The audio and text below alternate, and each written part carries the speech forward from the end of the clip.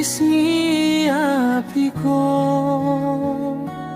bait paling api syupendik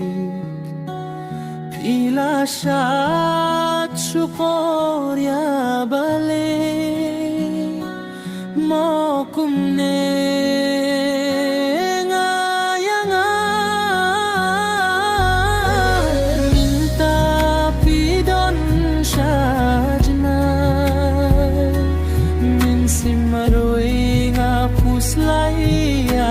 sa si siento an pai ning kong sngianga pikular kay minta pidon siya kun nga katno nga pangajaw ki umat marwe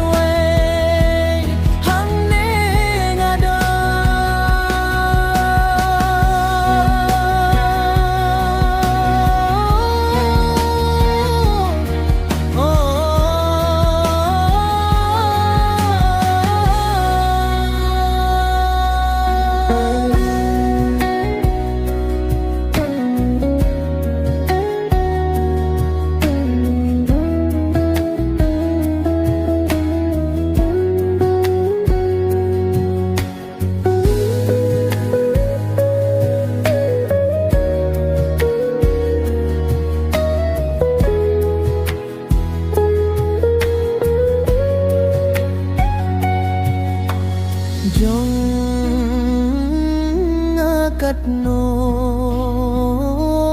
nga kang nga jaw ki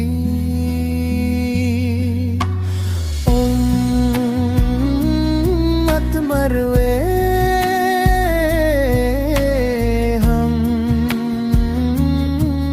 nga dong